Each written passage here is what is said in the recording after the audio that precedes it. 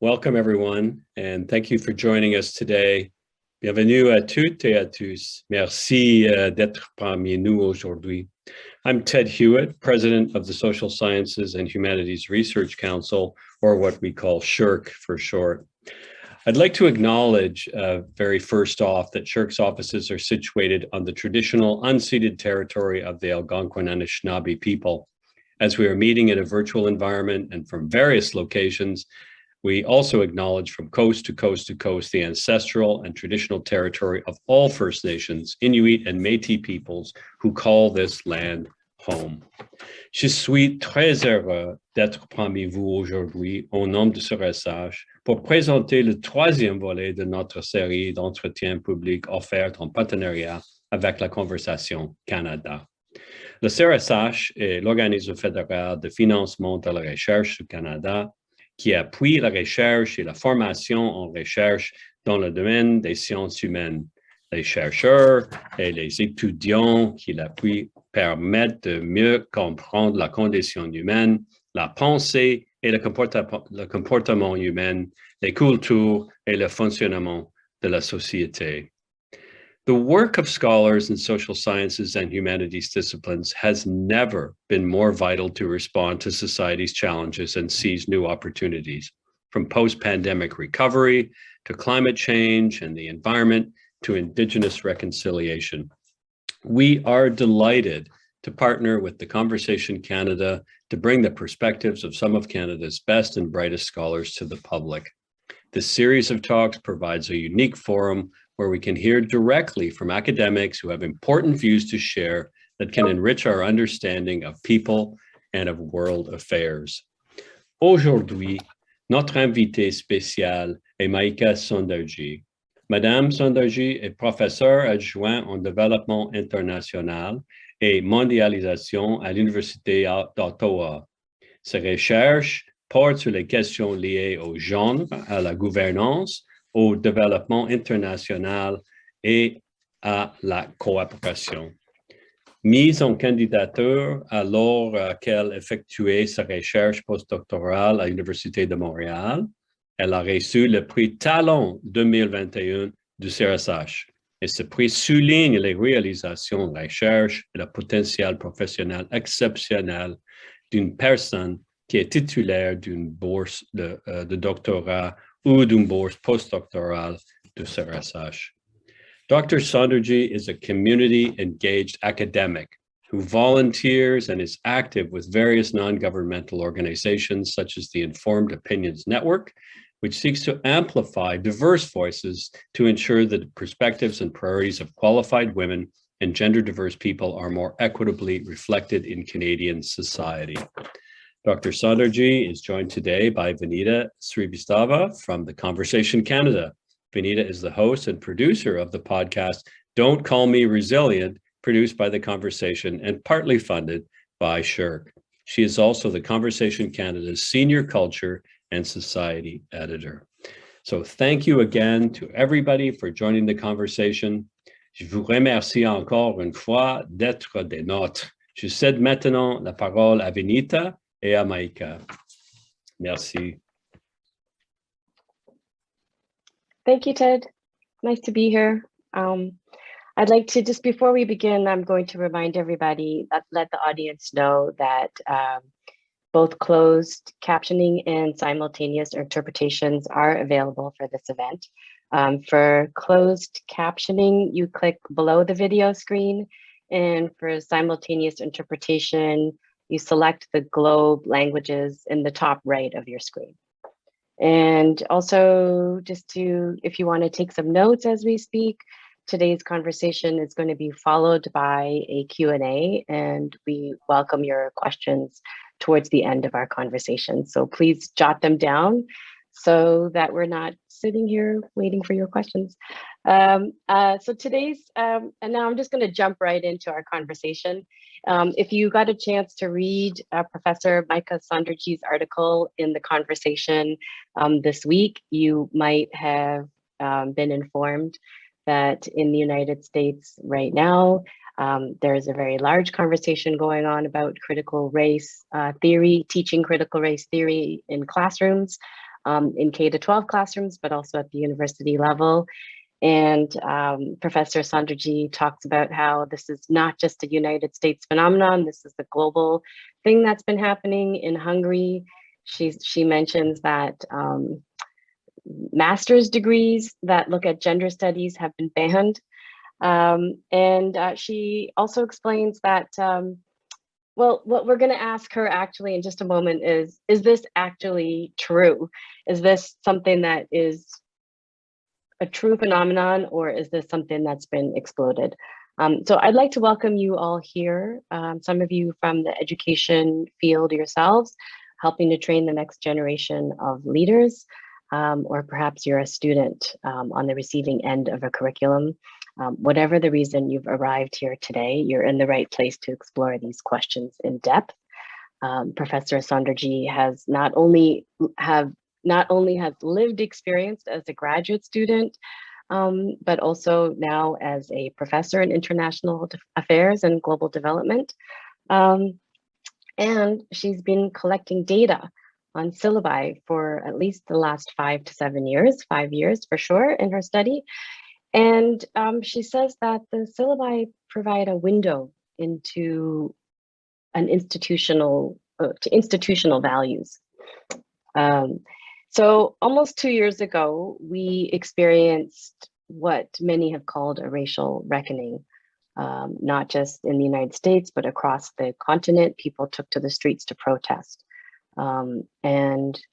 That was about 2 years ago, actually. And 1 year ago, we experienced a different kind of racial reckoning, which I would call a racial backlash. And I think that's partly what we're experiencing today with what Maïka explains in her article for the conversation. And it's really a huge pushback to both critical race theory being taught in classrooms, but also gender studies being taught in classrooms. So Maïka, you have been collecting in your field of study data about what actually is taught in classrooms at the university level and international affairs. Can you tell us a little bit about what you found out? Some of the real things that you found out? Yeah, no, as you said, it was surprising to me to see this discourse or these discourses being channeled that, critical race theory, post-colonialism, feminism, gender, all that, it's taking over. It's really the feeling I had when I was reading the media. Like, this is everywhere. Now we're indoctrinating our children or our university students into becoming these intersectional leftists.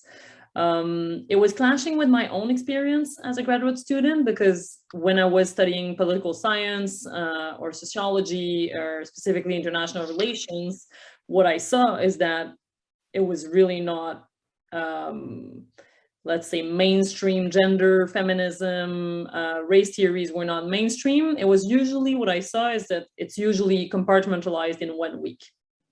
And the pink week, you called it the pink week. The pink week, the sacrosanct women's week. And I say women's week because it's often the case. We're going to talk about females. Literally, it's about something really, it's a part of what gender is, but gender is so much more than that. So what I was looking at in looking at syllabi, at 50 syllabi in the Western world, so in the United States, Canada, and Europe, what I was looking at is, well, is it true that it's taking over, or is it true that, as in my experience, it's rather compartmentalized as one sub-approach, that become in the heads of students, this feminism becomes this sectoral thing that only feminists are interested in.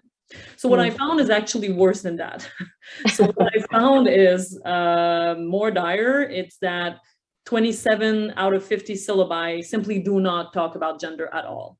So more than half the syllabi I looked at, which were a pretty representative sample, did not mention gender, did not mention feminism, never mentioned anything regarding gender relations, either in topics or theories or anything, in readings, in session definitions, nowhere.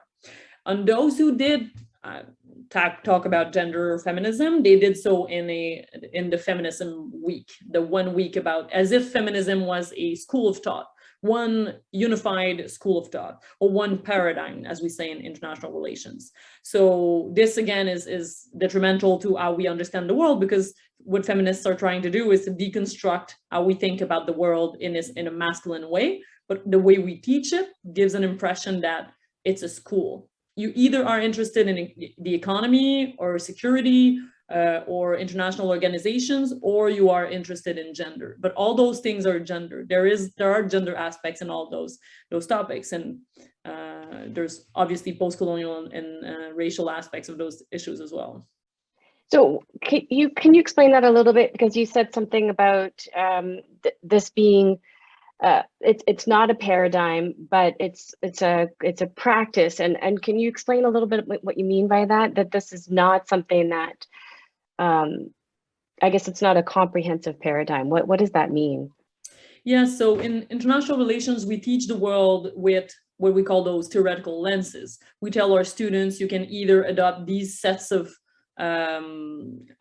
assumptions about the world, and if you do, then you're a liberal, or then you're a realist, or then you're a constructivist, or you are a post-colonial, or that this or that or this or that. And feminism is taught after, there's the week in realism, the week in liberalism, the week in constructivism, and then the week on feminism, which gives the impression that it is a set of commitments or assumptions.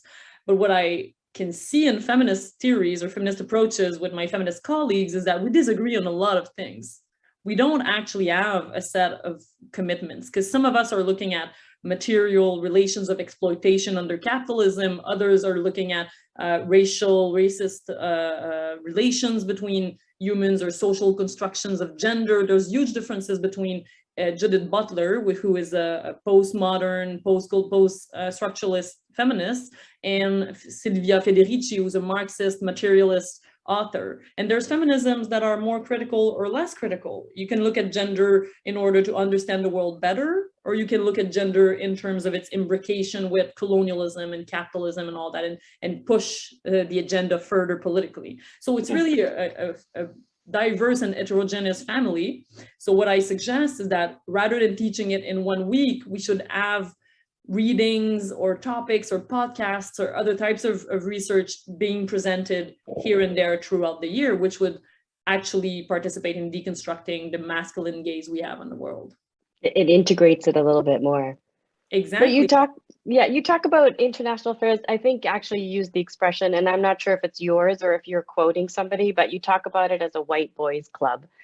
And I'm just wondering about your personal experience, like how I guess how you experienced your world as a graduate student, and how did that influence the work that you're doing today? Well, yeah, those sort of first expression related to that was by Anne Tickner in 1988, so the year I was born, and she was saying international relations is a men's world. And what I saw today regarding syllabi is that it is still a men's world, but it is still a white men's world. So maybe she didn't notice it at the time, or it was important to point at the lack of presence of women scholars in syllabi or in general in the field. But today, what is important and what social activists and social movements have told us is that we shouldn't look only at gender, we should also look at how it's racialized.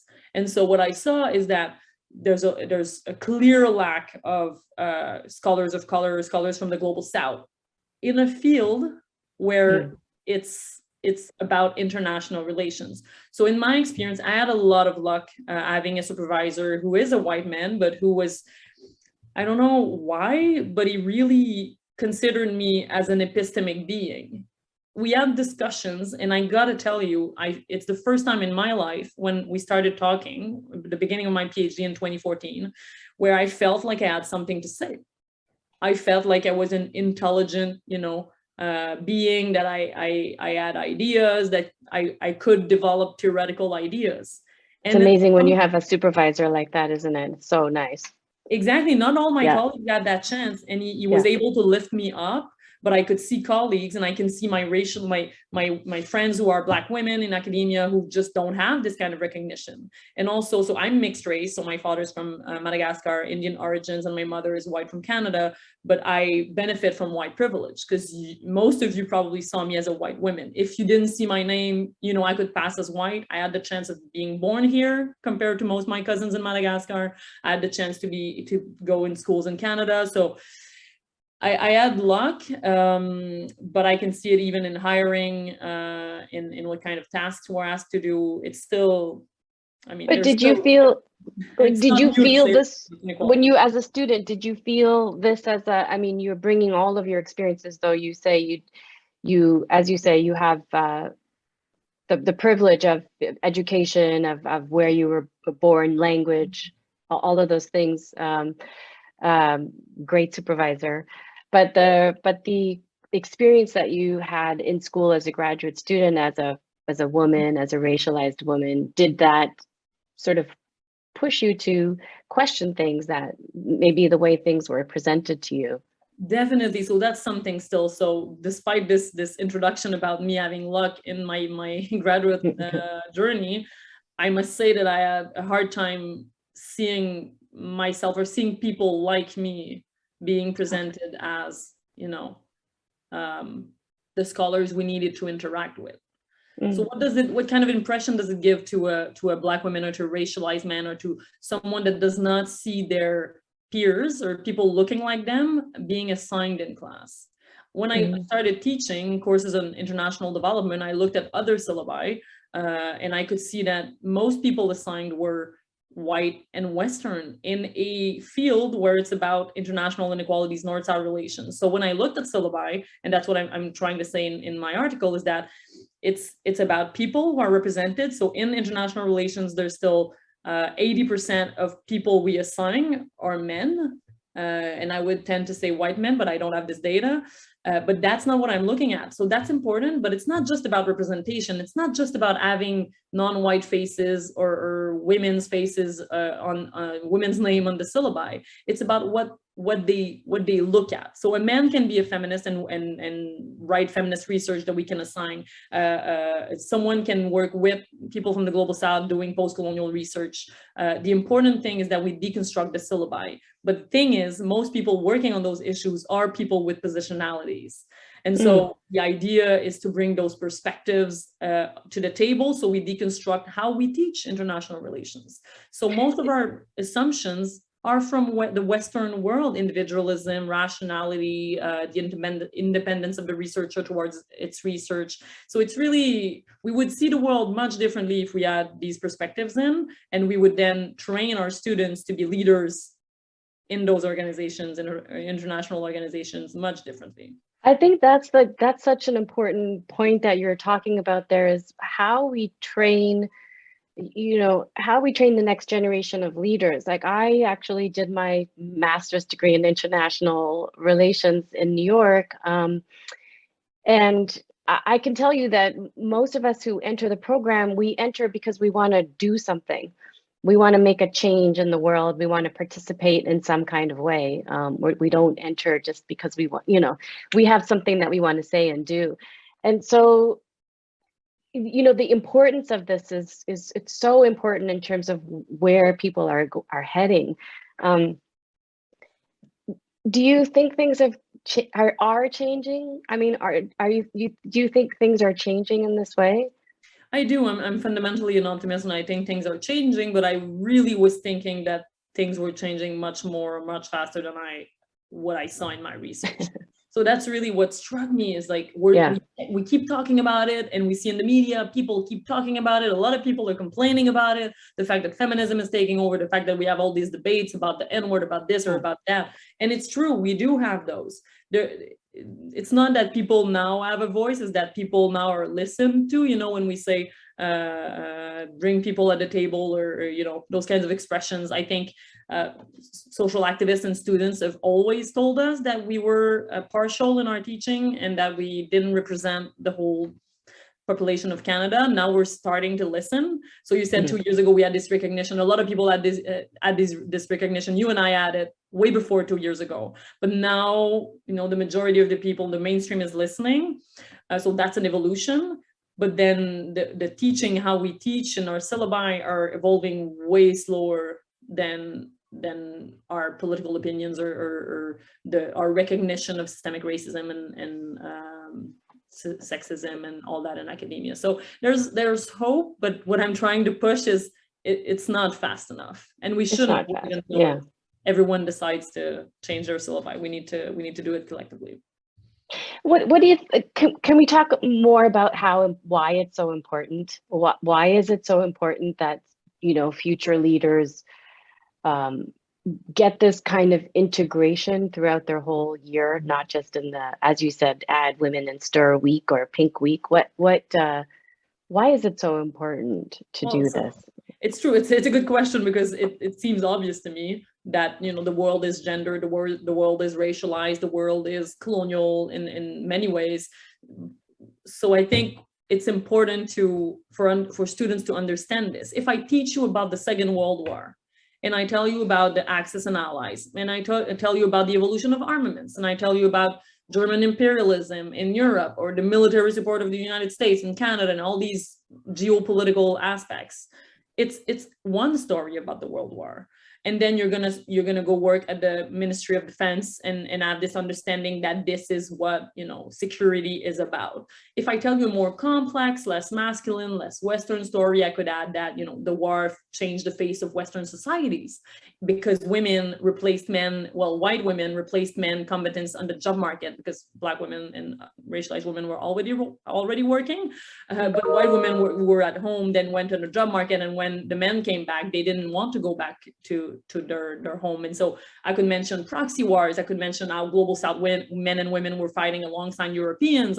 So these stories, these more complex, these more complete stories about the world will lead people, then our students as leaders, act on the world and make decisions. When they're going to build the feminist international assistance policy or policies like that, they will have a more intersectional understanding on what does it actually mean? What does sexism looks like in the global South? But if we don't talk about that, if we don't talk about the conditions of women in the global South, about their agency, about how they have something to say, then we might consult women in the global South, but we're gonna do it in a very top-down way without really considering their thoughts. So obviously it gives you a better understanding of the world as it is.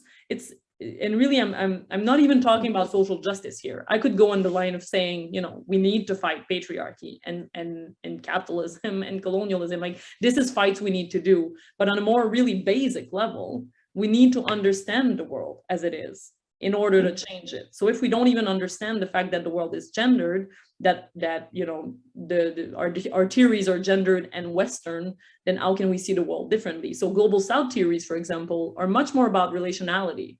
African scholars have talked about Ubuntu. Chinese scholars have talked about relationality in a way that Western scholars don't talk about. We are very individualist, the homo economicus.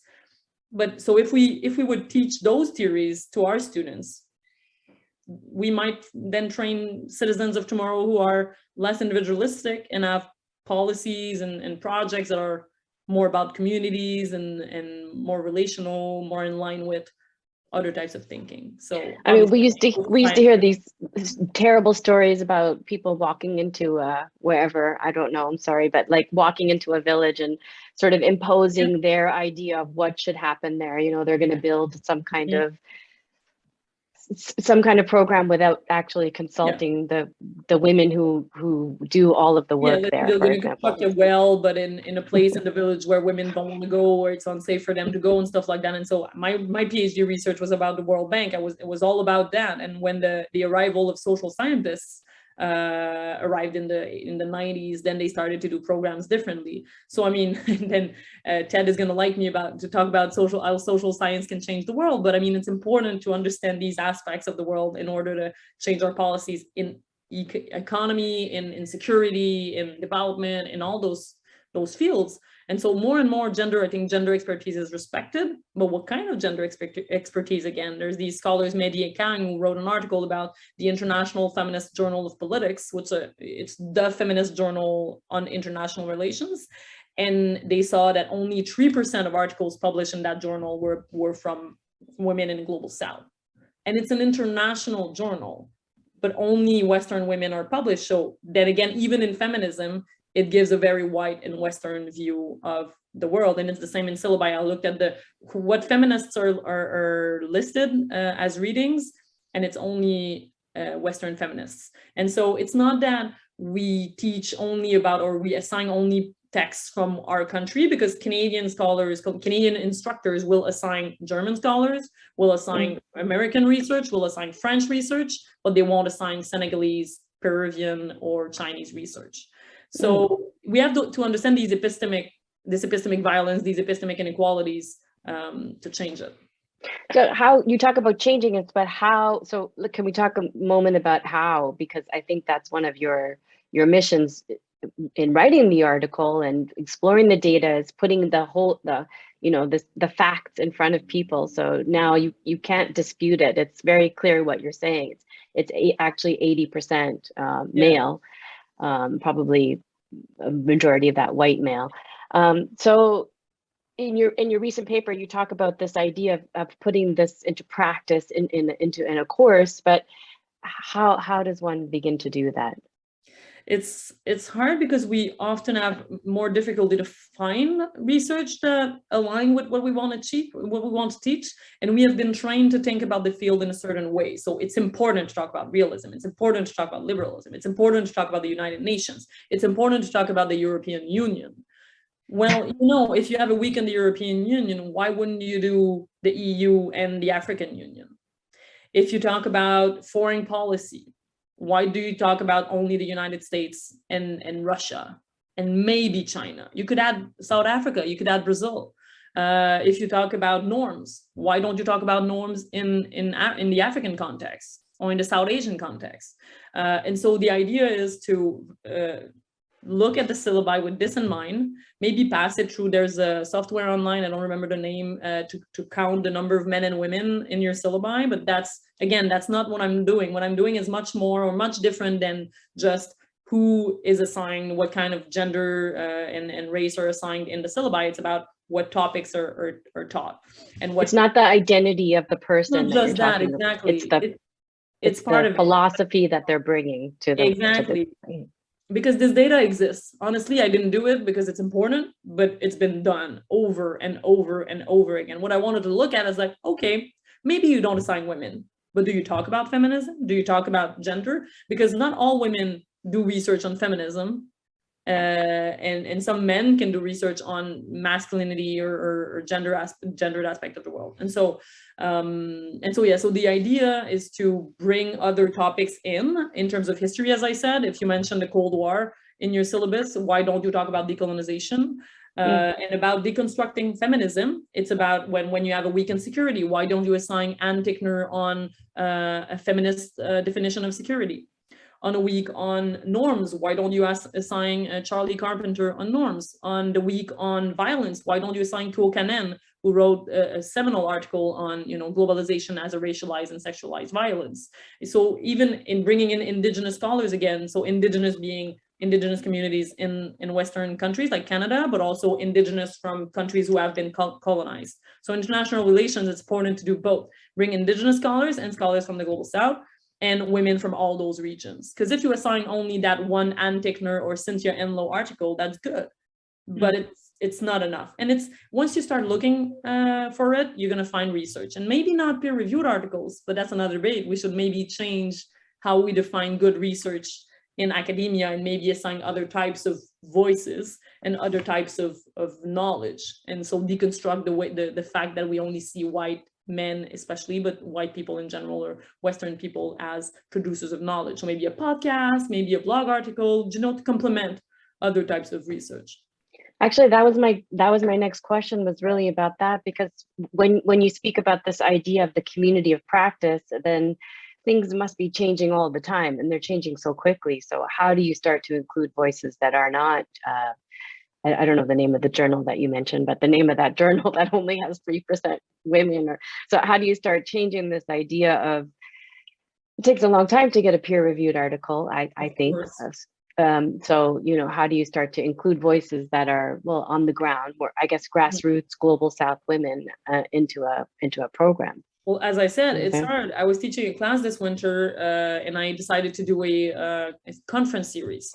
So I invited 10 scholars, and all of them racialized, most of them from the global South or Indigenous, to talk about their research. And one of them was a documentarist, an Indigenous documentarist in Canada. She was loved by the students, and she was able to talk about, you know, violence against Indigenous communities and epistemic violence and things that are really theoretical, but it was anchored in her experience, in her body. And it gave the students a type of knowledge that I couldn't give them. And so that's a way, having conferences, as I said, bringing other types of research. And it's not to say that we should just assign podcasts or we should just assign blog posts, but if I want to teach about the white savior complex, it's mainly in blogs by Kenyan and Ugandan analysts and other analysts who have not been able to or not wanted to interact with Western academia. And so that's a way, but also there are academic articles and there's more and more. So that's on the side of research. As researchers, we should tend to write with and not about certain communities. So instead of writing on the white savior complex, I decided to do a research project with Temre Scan, who's an amazing practitioner, wrote a bunch of articles about that, but not in academic articles, and a researcher from Uganda, Dixon Kanakulia. And so we are now 3 of us. We're co-editing, co-writing stuff. So you can find it's hard. But change is hard. Changing our practice is hard, and I know there's a lot to include in the syllabi, and I know there's so many topics we want to talk about. But maybe we should start questioning ourselves in terms of, does my syllabus looks like that because I have that positionality, because I'm a white passing woman from Canada? Is it because of that I have mainly white authors on my syllabus? You know, and when I started doing this process, I mean, I was not perfect. We make mistakes, and my syllabi were not like cover to cover women and racialized folks. But the more you think about it, the more you modify your syllabi, the more you can get to it.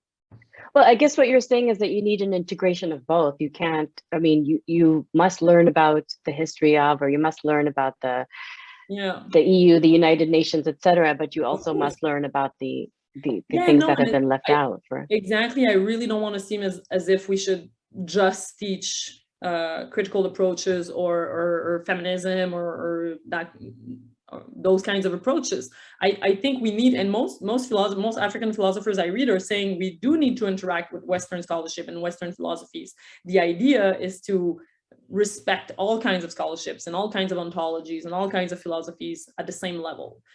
As of now, we do not. It's clear. Let me ask. We don't. But it's clear. I mean, we don't interact with them.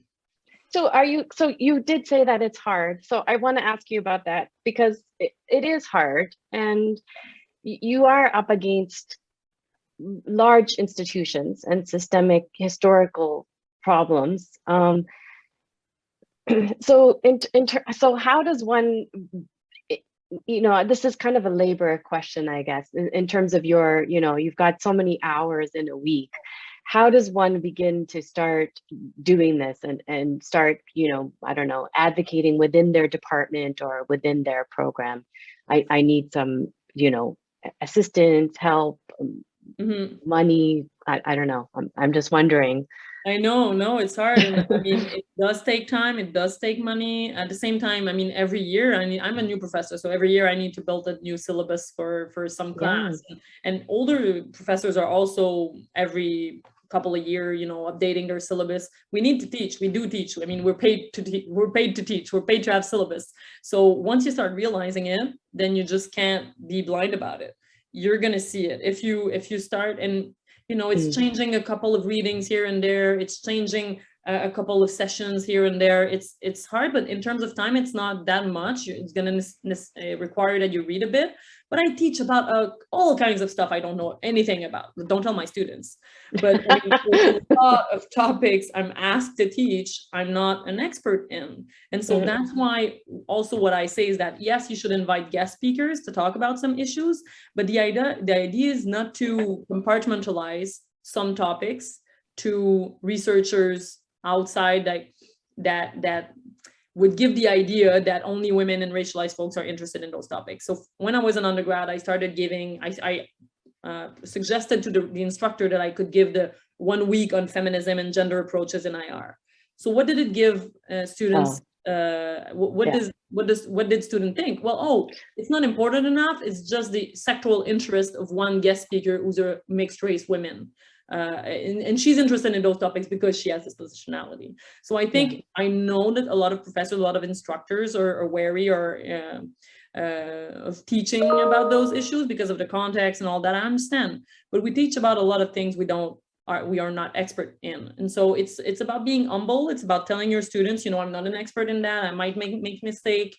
We all make mistakes. And so you come with a position of humility. And I think your students are going to appreciate it. I gave a class on race, colonialism, and decolonization in the winter. And it's not, I'm in no position to give that class. I'm interested in those issues, but I'm not, I'm, as I said, I'm white passing, I'm from Canada and all that. But, I was clear with students. I was like, I'm not an expert. I'm going to make mistakes. I'm sorry if I make mistakes. Let's talk about it. You can tell me, we can have discussions.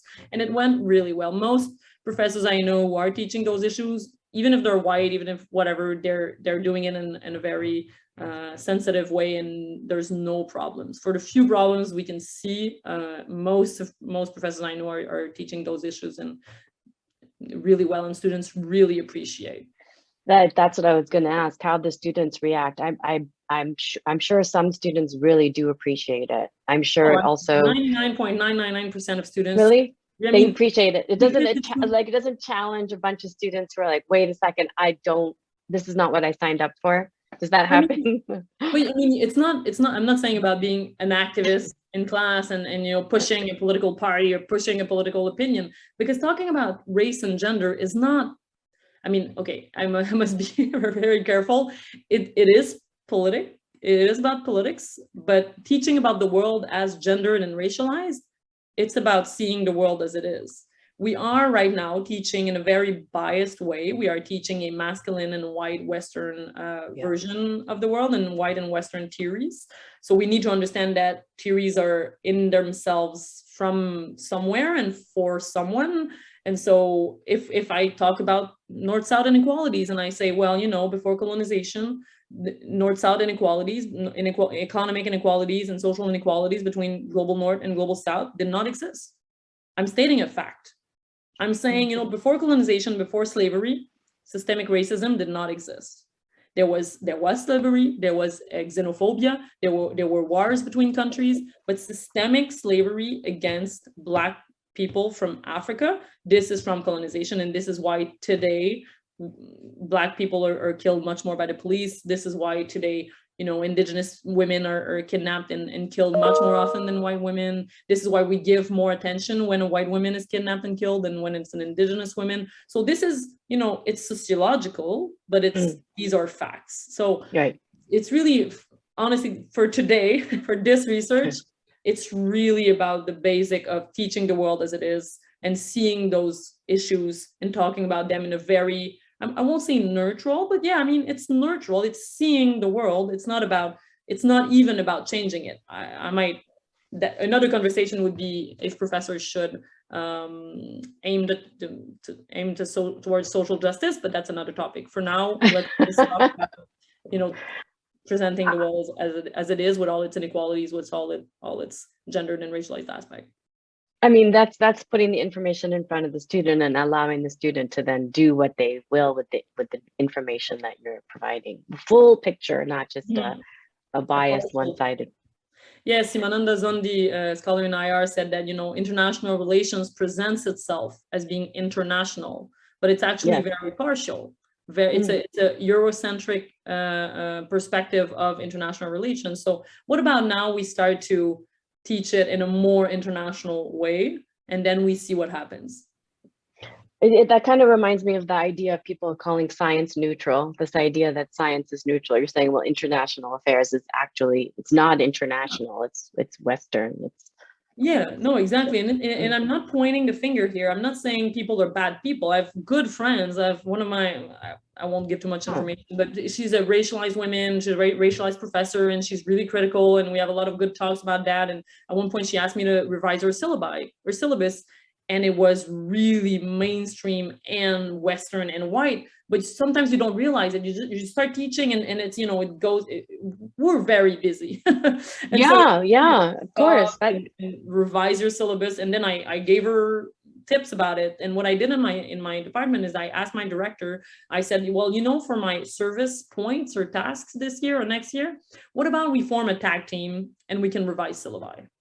What about we make, I mean, to make it happen, you have to put money where your mouth is, but assigning one professor or two professors to do this as their service task instead of doing other types of service or administrative tasks, that's not much.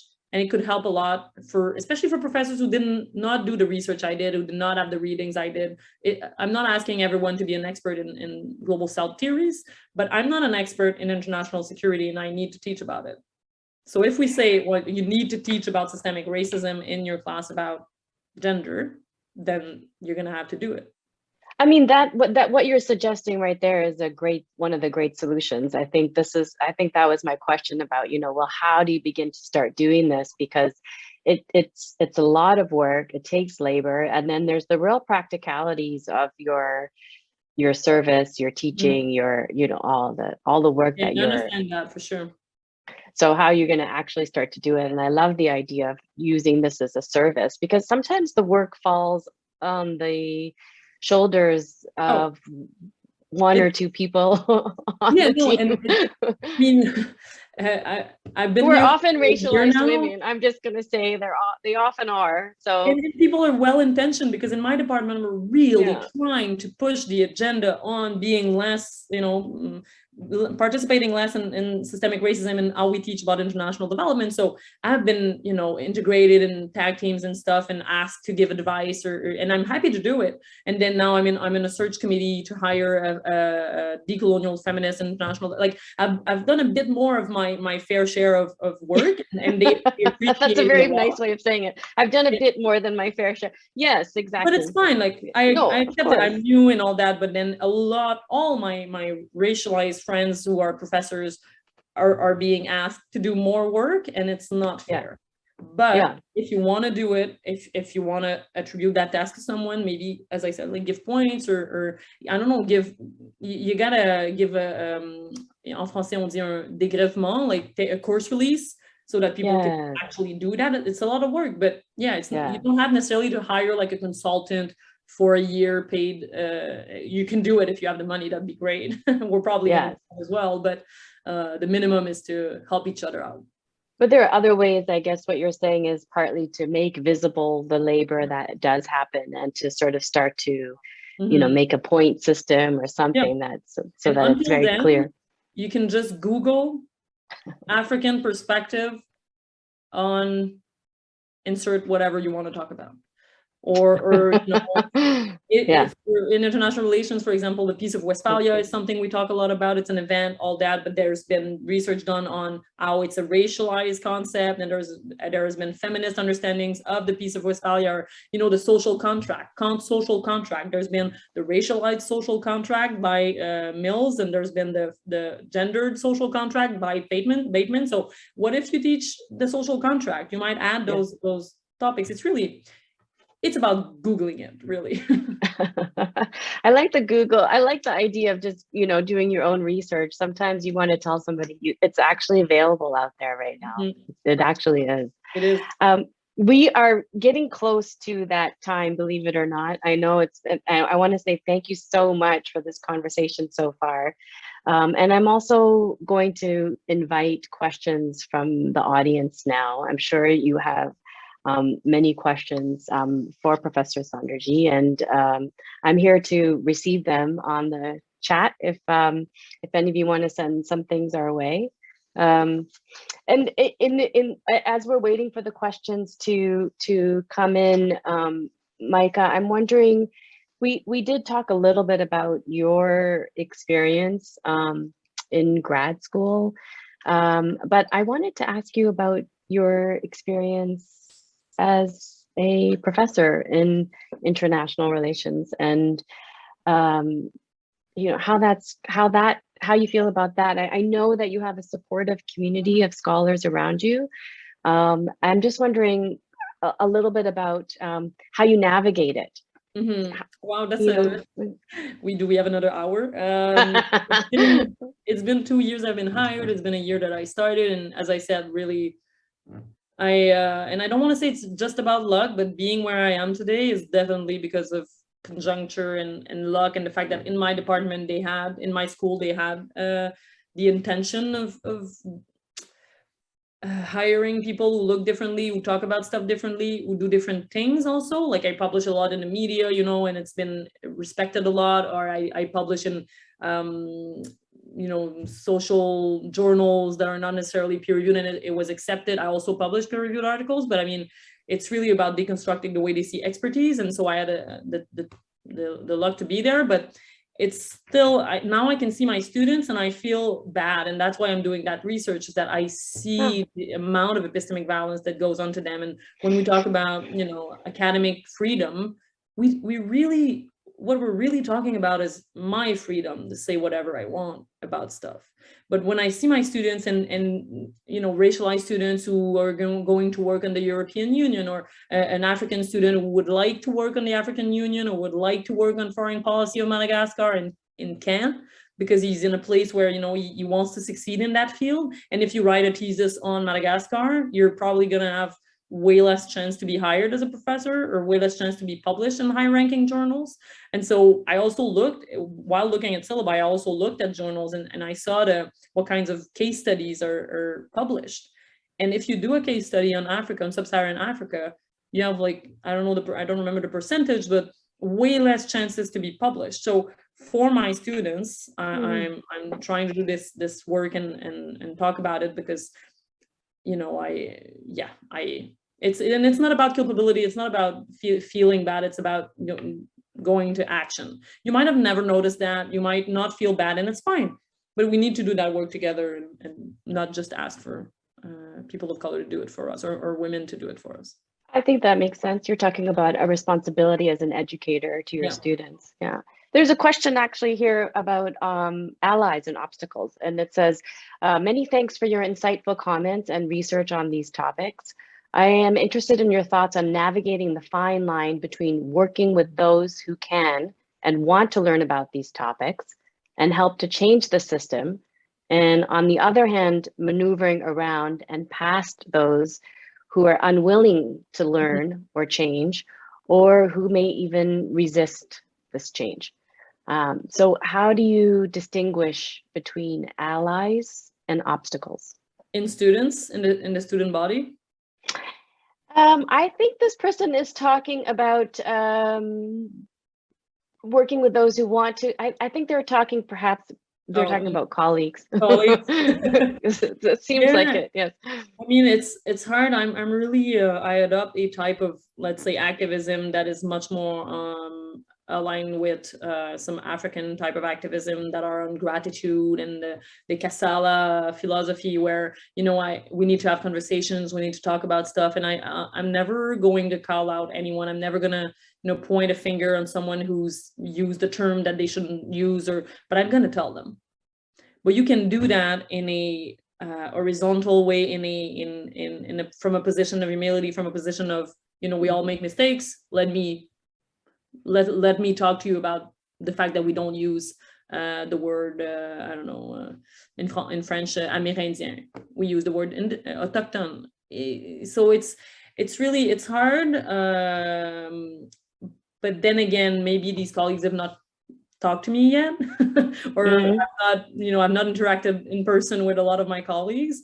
I understand it's hard, and I mean, it's really hard, especially for racialized women. I have a friend who's a Muslim woman in academia, and, you know, she doesn't want to go in the media, because every time she talks about the veil, or she talks about anything regarding Muslim women, she's gonna, you know, receive a lot of hate. And so we need also collectively to be nicer to each other. We need to, and I mean, I can't tell the trolls to be nicer to other people. I was going to say, there's a lot of trolls on your articles this week. I mean, people can disagree, that's fine, but we also need to support each other. So something I need to tell, I need to say about colleagues who have it worse than we do, or that I do, or than you do, is to support them. Is to, I have this term that a scholar told me once, the coven, like asking, when you see that kind of troll, what about you write to the author and say, hey, are you feeling okay? Is everything right?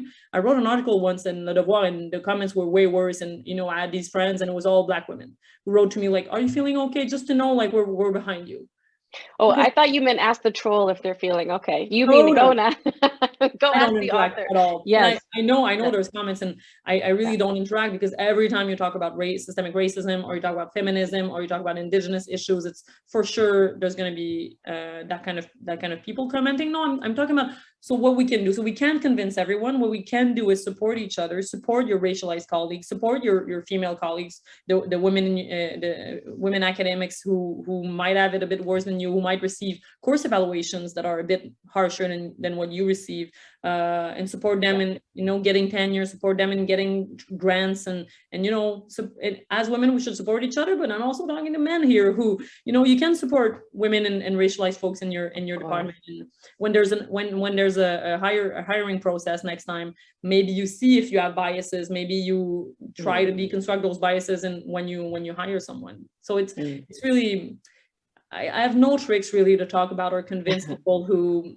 would not agree with the fact that the world is gendered and racialized, but I think we can, on the other side of the aisle, we can support each other in our mental health and our well-being. Here's a question as someone asks, in your experience, how does the field of international relations compare to other disciplines in terms of the variables that you've studied? Good question. So I've not studied other field. I would say it's not better, not worse. I was surprised that the field of international relations was not better. And I would hope that other fields would be more. I think, for example, in anthropology, there's been a reckoning of the fact that it was a field that was based on, you know, Western European researchers going in communities in Africa or South America and doing research. I think there's been this reckoning and this global discussion about that. In political science, in some subfields, it's still really Western. I couldn't say quantitatively if it's better or worse. I would not think. What I know is about feminism or gender studies and international relations.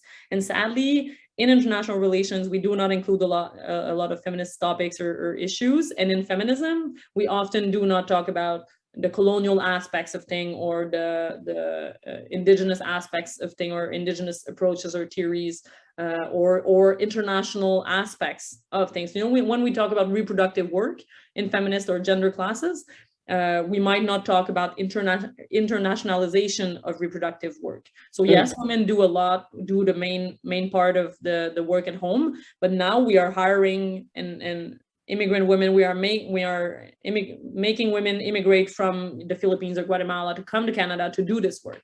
When I was working in a governmental agency, most of my boss were white men, and there was one white woman, and all the people cleaning my office were immigrant women. This is not accidental. And so when we teach about feminism, we need to include those other voices as well, and not only white feminists, who, I mean, are important for the fight and for understanding the world, but then we also need to deconstruct. So, I mean, I hope it's better elsewhere, but sadly, it's evolving too slow in international relations. That's to say the least. Okay, there's a couple more questions, so hold on one moment. Someone says, great presentation. I'm wondering if part of the challenge of EDI in course syllabi content is a product of edited books or special issues that are used in these courses. So for example, when profs use textbooks or edited books, as many professors do, and if we're going to change the content of the syllabi, we need better book collections that include the topics of gender, intersectionality, etc., and not just one chapter thrown in at the end, as is often the case on Indigenous issues or gender. We also need collections that include diverse voices And they're asking if you have any suggestions. That's an amazing question, because I also looked at that. It was a question I got before I published the article on feminist studies in IR, and there was 49 textbooks assigned in the syllabi I analyzed, and only 4 of the 49 had a co-editor who was a woman. Only one, and then one textbook was co-edited by 2 female scholars, and it was all white people, all Western people. 49 textbooks, all from Western countries, white countries. So I think it's true that the female week or the pink week is also true in edited volumes. There's like this 1 week on women, and it's important to bring one chapter at least on those issues, but then it's also important that other chapters interact with that chapter. And it's the same in conferences. We see that in the International Studies Conference, for example. I don't have the data in front of me, but most panels, most papers who are feminists or talk about gender in any sense are going to be grouped together with feminist papers, and then other non-feminist papers are going to be grouped together. So either you go to a real panel on security, or you go to a feminist panel on security. But mainstream security scholars will not go to that feminist panel. Only feminists are going to go to the feminist panel. So to deconstruct the way we think about that is important. So we need to go outside textbooks and outside special issues, because I'm organizing a special issue now, and it's really hard to deconstruct all that. Speaking of which, I have a edited volume coming up on May 22nd that is called Perspectives féministes en relations internationales. It's going to be published at Les Presses de l'Université de Montréal, so it's not out yet, but in a few days it will.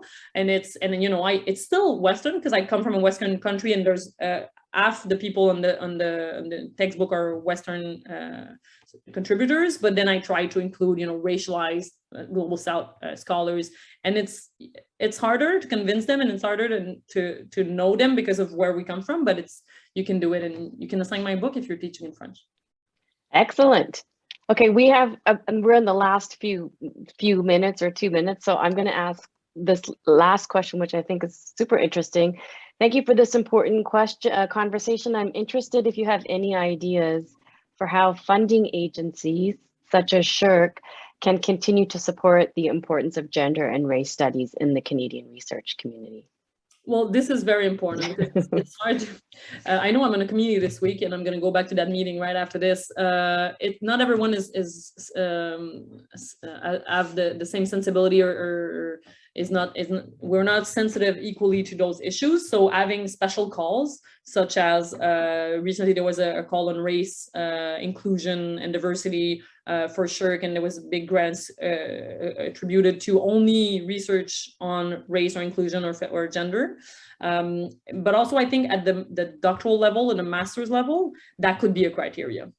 How does your grant, how does your research, your PhD research addresses those issues? Because it's important to fund racialized scholars and women scholars when we are professors, but the journey to get there is really hard, honestly. And so I think funding properly students who are in grad school will prevent them from leaving, especially first time. I'm the first of my family who ever has been to doing a PhD and even a master's, and I didn't have the funds. So I was poor, really poor. I had to work a lot every week. And so I'm not favored like other of my colleagues. And in general, racialized women are the ones who are less have less, let's say, not fun. Less historical wealth in general. Exactly, less of the habitus also of being in grad school. So everything gets a little harder. And so there's a tendency to quit more often. There's an imposter syndrome that's there. So I think it's important to support those students at this level, not just